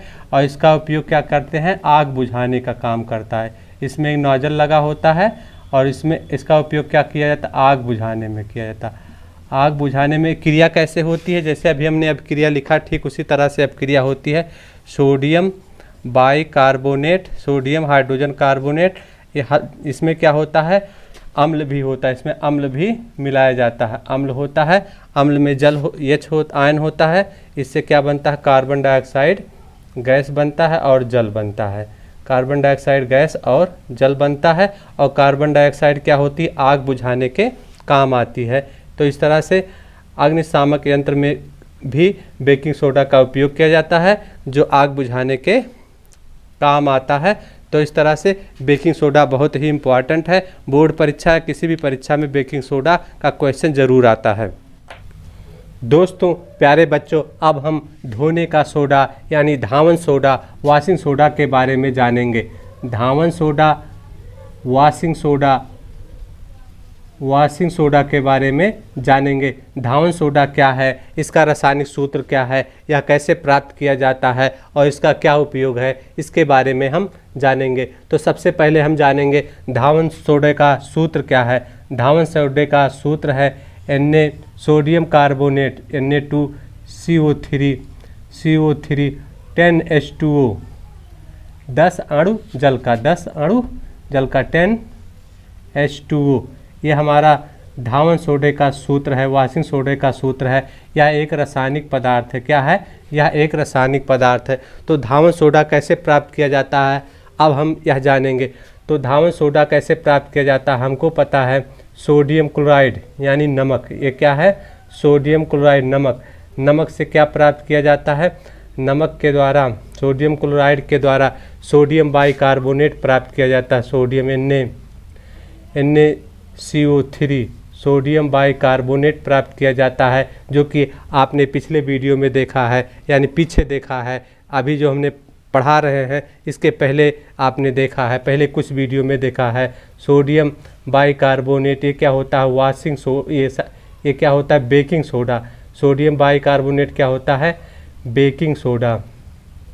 बेकिंग सोडा, बेकिंग सोडा का मतलब होता है खाना पकाने वाला सोडा। जो खाने को स्वादिष्ट बनाने के लिए जो सोडा प्रयोग किया जाता है वो बेकिंग सोडा कहलाता है। तो ये हमारा बेकिंग सोडा है। अब बेकिंग सोडा को क्या करते हैं? गर्म करते हैं तो क्या मिलता है? सोडियम कार्बोनेट मिलता है, Na2CO3। तो सोडियम कार्बोनेट मिलता है और सोडियम कार्बोनेट को क्या करते हैं? 10 अणु H2O के साथ क्या किया जाता है? क्रिस्टलीकरण, H2O के साथ क्रिस्टलीकरण किया जाता है। तो सोडियम कार्बोनेट CO3 और 10H2O, ये हमारा क्या बनता है? ये बनता है धोने का सोडा, धावन सोडा, वॉशिंग सोडा। ये हमको प्राप्त होता है। यह 3 नामों से जाना जाता है, धोने का सोडा, धावन सोडा, वॉशिंग सोडा। अभी हम आपको बता चुके हैं।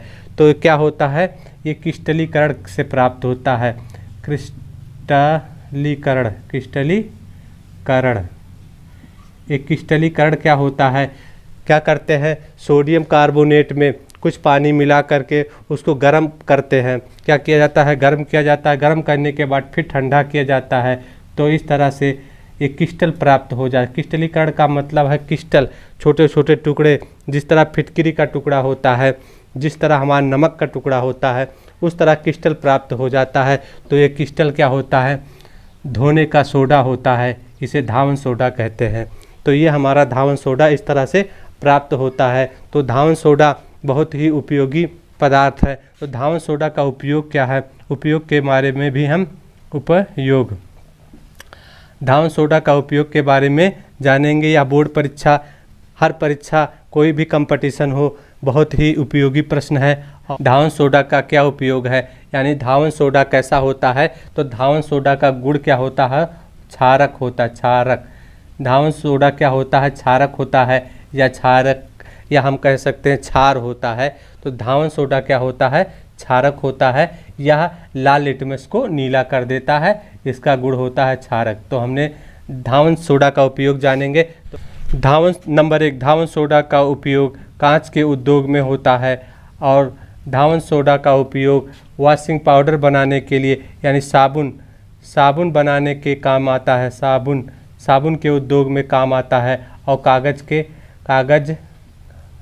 कागज़ के उद्योग में भी धावन सोडा का उपयोग होता है। और दूसरा उपयोग है धावन सोडा का उपयोग है, धावन सोडा घर की सफाई, यानी सोडियम कार्बोनेट का उपयोग घर की साफ सफाई करने के लिए, घर की साफ सफाई के लिए, घर के साफ सफाई साफ सफाई के लिए उपयोग होता है। और तीसरा उपयोग है धावन सोडे का उपयोग, यानी सोडियम बाइकार्बोनेट का जलीय क्रिस्टल का उपयोग कठोर जल को, क्या होता है, कठोर जल जिसमें अशुद्धियाँ होती हैं, कठोर जल जिसमें अशुद्धियाँ होती हैं। कैसी अशुद्धियाँ होती है? जिसमें लवण का अशुद्ध होती है, जो उसमें साल्ट की अशुद्ध होती है।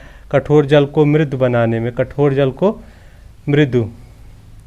मृदु बनाने के लिए सोडियम कार्बोनेट यानी क्रिस्टलीय धोने का सोडे का प्रयोग किया जाता है। तो इस तरह से हमारे बोरेक्स के निर्माण में ये चौथा उपयोग है। इसका चौथा उपयोग है बोरेक्स, जो आप आगे पढ़ेंगे। बोरेक्स के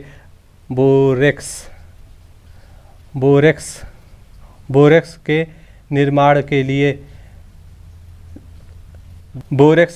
के लिए धावन सोडे का उपयोग किया जाता है। इस तरह धावन सोडे का 4 प्रमुख उपयोग है। कांच, साबुन और कागज़ के उद्योग में, और जो है घर के साफ सफाई में किया जाता है। कठोर जल को मृदु बनाने में किया जाता है। तो बच्चों, अब हम क्रियाकलाप 2.15 के अंतर्गत क्या लवण के क्रिस्टल वास्तव में शुष्क है, इसके बारे में जानेंगे। इस क्रियाकलाप के माध्यम से इसके बारे में जानेंगे। तो सबसे पहले हम क्रियाकलाप को क्या करेंगे, पढ़ेंगे, उसके बाद समझेंगे, उसके बाद इसको हल करेंगे। तो सबसे पहला हमारा क्रियाकलाप क्या कह रहा है, कॉपर सल्फेट के कुछ क्रिस्टल को शुष्क क्वथन नली में गर्म कीजिए।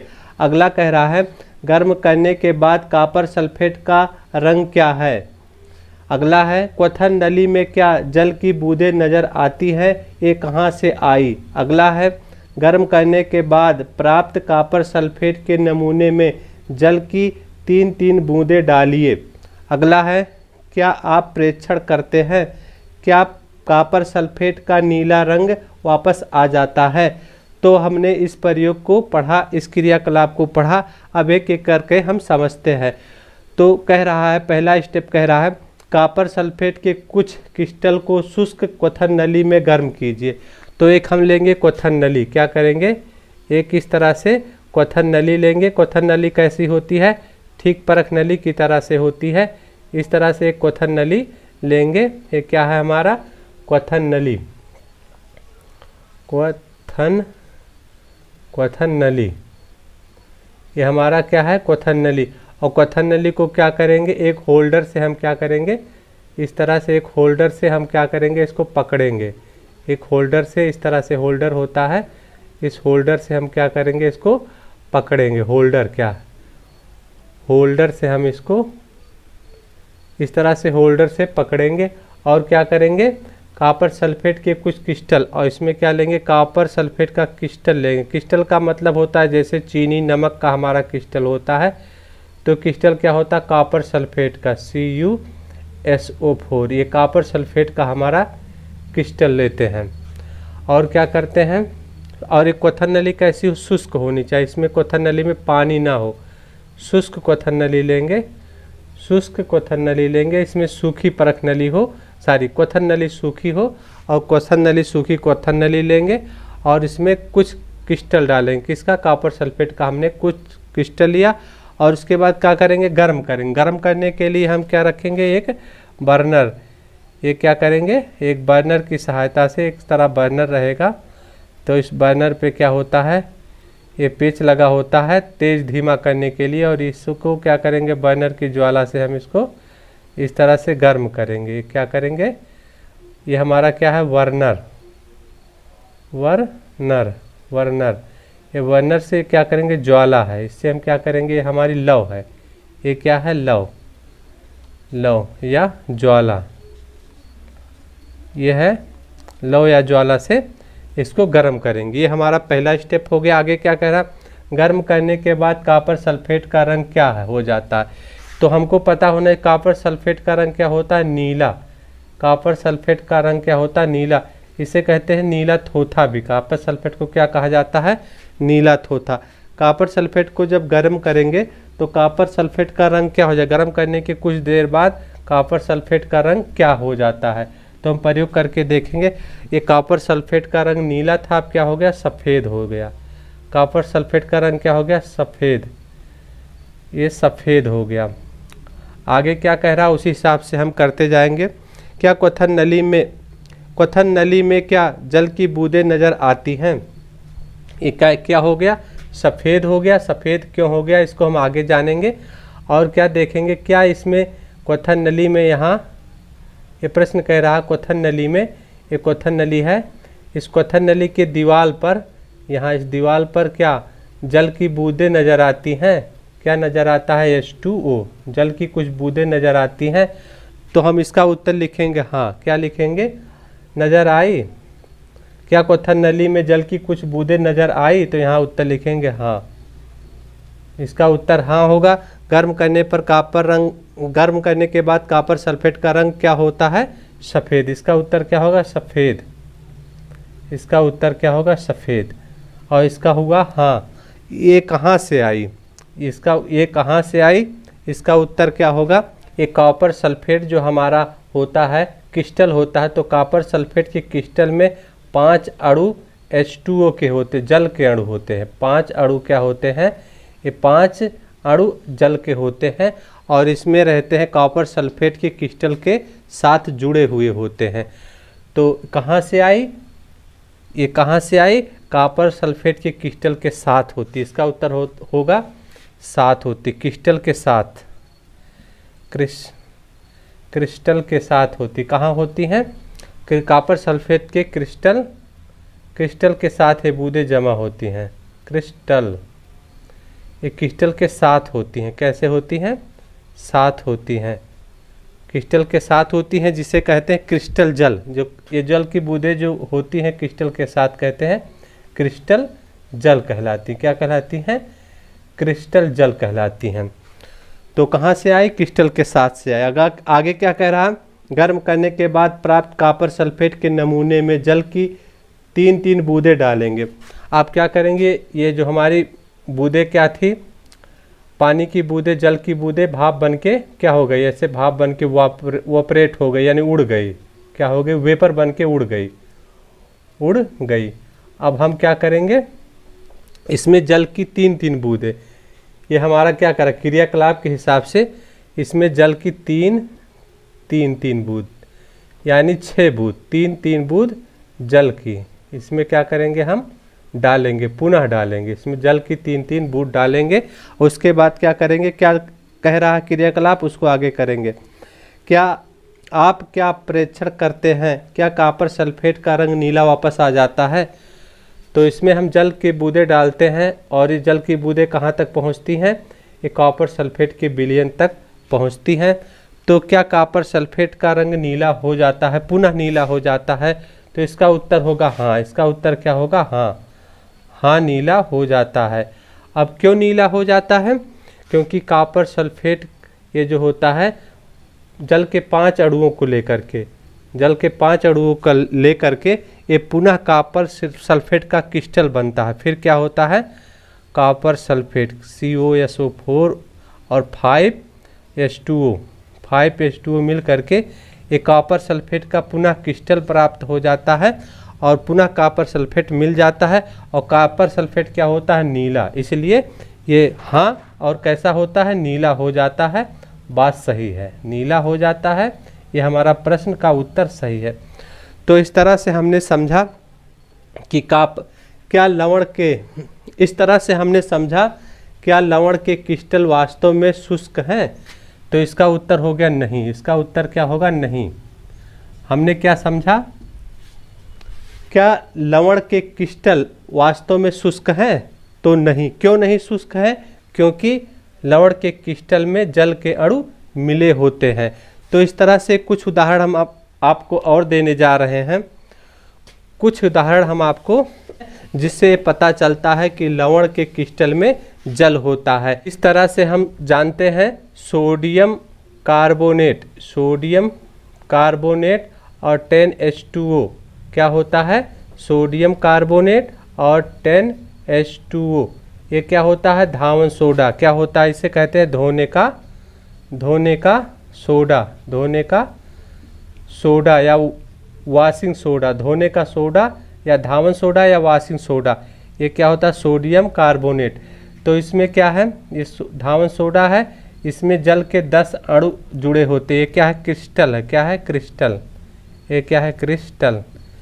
तो इस तरह से हमको पता होना चाहिए कि धोने का सोडा भी एक क्रिस्टलीय क्या है? लवण है। ये क्या है? क्रिस्टलीय लवण है। इसमें भी जल के 10 अणु होते हैं। इसी तरह हम जिप्सम को जानते हैं। क्या होता है? जिप्सम। जिप्सम। जिप्सम क्या होता है? जिप्सम होता है कैल्शियम सल्फेट। कैल्शियम सल्फेट और क्या होता है? 2H2O। ये जिप्सम क्या होता है? जिप्सम से प्लास्टर ऑफ पेरिस बनाया जाता है। तो ये क्या है? जिप्सम। ये क्या है? क्रिस्टल है। जिप्सम क्या है? क्रिस्टल है। क्रिस्टल है। क्रिस्टलीय क्या है? ये भी क्रिस्टलीय लवण है। क्रिस्टलीय लवण है या साल्ट कह सकते हैं। क्रिस्टलीय लवण है और इसमें 2 अणु जल के होते हैं। तो इस तरह से हमने समझा धोने का सोडा में 10 अणु जल के होते हैं। जिप्सम में 2 अणु जल के होते हैं। यह भी एक लवण है। यानी कहने का मतलब है क्या लवण के क्रिस्टल वास्तव में शुष्क होते हैं? नहीं। यानी लवण के जो क्रिस्टल होते हैं, यानी क्रिस्टल का मतलब होता है यदि लवण का कोई क्रिस्टल है तो उसमें जल के अणु जरूर जुड़े होते हैं। तो इस तरह से हमको समझना है कि क्रिस्टल का मतलब है लवण का क्रिस्टल है तो उसमें जल जरूर जुड़ा हुआ है। दोस्तों प्यारे बच्चों, अब हम प्लास्टर ऑफ पेरिस के बारे में जानेंगे। प्लास्टर ऑफ पेरिस क्या है? प्लास्टर ऑफ पेरिस का रासायनिक सूत्र क्या है? प्लास्टर ऑफ पेरिस कैसे प्राप्त किया जाता है? और प्लास्टर ऑफ पेरिस को प्लास्टर ऑफ पेरिस क्यों कहते हैं? और प्लास्टर ऑफ पेरिस का क्या उपयोग है? तो सबसे पहले हम जानेंगे प्लास्टर ऑफ पेरिस क्या है। प्लास्टर ऑफ पेरिस रासायनिक पदार्थ है। क्या है? रासायनिक पदार्थ है हमारा। ये हमारा प्लास्टर ऑफ पेरिस क्या है? रासायनिक पदार्थ है। और दूसरा हो गया, पहला हो गया उत्तर, और दूसरा हम जानेंगे प्लास्टर ऑफ पेरिस का सूत्र क्या होता है?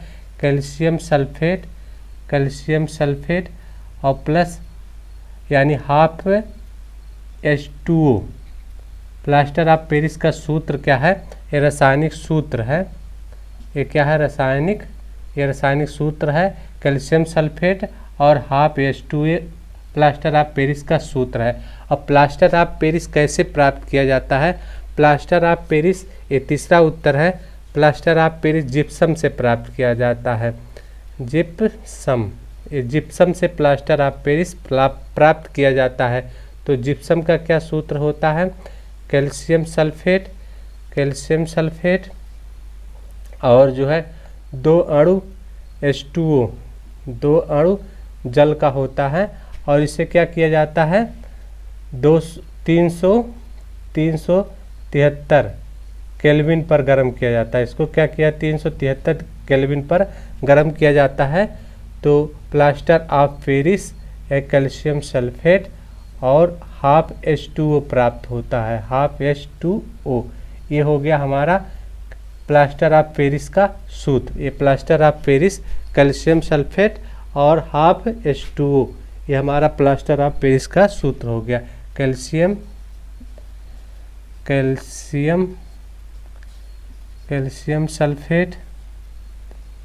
सल्फेट ये क्या होता है? ये क्रिस्टल होता है। क्या होता है? क्रिस्टल। ये क्या होता है? क्रिस्टल, यानी कैल्शियम सल्फेट का क्रिस्टल होता है। और ये भी जिप्सम, यह भी क्या है? क्रिस्टल रूप में होता है। कैसा होता है? क्रिस्टल। क्रिस्टल को हमने पिछले वीडियो में बताया था। क्रिस्टल, ये क्रिस्टल होता है। पीछे हमने बताया था कि क्रिस्टल क्या होता है? ये जल के अणु के साथ जो लवण होता है वो क्रिस्टल कहलाता है। तो इस तरह जिप्सम से प्लास्टर ऑफ पेरिस प्राप्त होता है। तो इस तरह से अब हमारा तीसरा उत्तर हो गया। और चौथा प्रश्न है कि प्लास्टर ऑफ पेरिस को ऑफ पेरिस क्यों कहा जाता है? प्लास्टर ऑफ पेरिस को प्लास्टर ऑफ पेरिस क्यों कहा जाता है? इसलिए कहा जाता है कि प्लास्टर ऑफ पेरिस में आधे अणु क्या होते हैं? प्लास्टर ऑफ पेरिस के अणु में क्या होते हैं, आधे अणु जल के होते हैं। कहने का मतलब है कैल्शियम सल्फेट के दो अणु और जल का एक अणु मिल करके प्लास्टर ऑफ पेरिस बनता है। यानी यदि इसमें 2 से गुणा कर दे तो ये 2 हमारा कट जाएगा। तो इस तरह से प्लास्टर ऑफ पेरिस को इसलिए प्लास्टर ऑफ पेरिस कहते हैं। कैल्शियम सल्फेट का 2 अणु और जल का एक अणु मिल करके प्लास्टर ऑफ पेरिस का निर्माण करते हैं, इसलिए इसे प्लास्टर ऑफ पेरिस कहते हैं। और प्लास्टर ऑफ पेरिस का उपयोग क्या है, अब हम 5वां जानेंगे प्लास्टर ऑफ पेरिस का क्या उपयोग है। तो प्लास्टर ऑफ पेरिस का उपयोग जो है, हड्डियाँ जब टूट जाती हैं, हड्डियों के ऊपर जो प्लास्टर चढ़ाया जाता है। अब हम 5वें नंबर में जानेंगे प्लास्टर ऑफ पेरिस का उपयोग क्या है। प्लास्टर ऑफ पेरिस का उपयोग क्या है। प्लास्टर ऑफ पेरिस का उपयोग जब हाथ की हड्डी या पैर की हड्डी टूट जाती है तो उसके ऊपर प्लास्टर चढ़ाने के लिए प्लास्टर ऑफ पेरिस का उपयोग किया जाता है। तो प्लास्टर ऑफ पेरिस कैसे काम करता है। कैल्शियम सल्फेट और जो है जल का आधा अणु H2O, ये जल का आधा अणु होता है और इसके साथ 1/2 अणु जल का मिलता है H2O। तो क्या प्राप्त होता है, जिप्सम प्राप्त होता है। यानी क्या प्राप्त होता है, जिप्सम। कैल्शियम सल्फेट और 2 अणु जल का, ये क्या होता है, जिप्सम। तो प्लास्टर ऑफ पेरिस को किस लिए उपयोग किया जाता है। प्लास्टर ऑफ पेरिस का नंबर 1 उपयोग है, हड्डियों के ऊपर प्लास्टर चढ़ाने के काम आता है। ये भी क्या होता है, क्रिस्टल होता है, ये भी क्रिस्टल होता है। और ये जल के एक आधे या 1.5 अणु से 1/2 यानी 1 अणु पूरा और आधा अणु 1.5 अणु से मिल करके ये क्या बनाता है, कैल्शियम सल्फेट का 2 अणु बनाता है, जिप्सम बनाता है। क्या बनाता है, जिप्सम। इस तरह से जिप्सम प्राप्त होता है। और यह क्या होता है, सफ़ेद रंग का पाउडर होता है। प्लास्टर ऑफ पेरिस क्या होता है, सफ़ेद रंग का पाउडर होता है जो कि पानी के साथ, यानी ये जो जल के अणु के साथ, ये हमारा क्या है, प्लास्टर ऑफ पेरिस है। ये क्या है, प्लास्टर ऑफ पेरिस है। और ये जल के 1/2 अणु के साथ मिल करके जल के साथ मिल करके क्या बनाता है, जिप्सम बनाता है। क्या बनाता है, और जिप्सम बनाता है। और जिप्सम क्या होता है, कठोर हो जाता है। क्या हो जाता है, कठोर हो जाता है। कठोर का मतलब क्रिस्टल के रूप में हो जाता है। कैसे हो जाता है, क्रिस्टल के रूप में, ये क्रिस्टल के रूप में हो जाता है और इस तरह से जाम हो जाता है।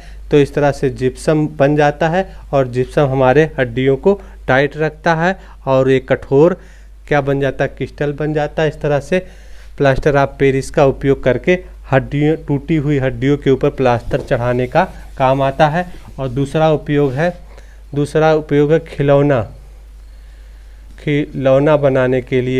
खिलौना बनाने के लिए इसका उपयोग किया जाता है।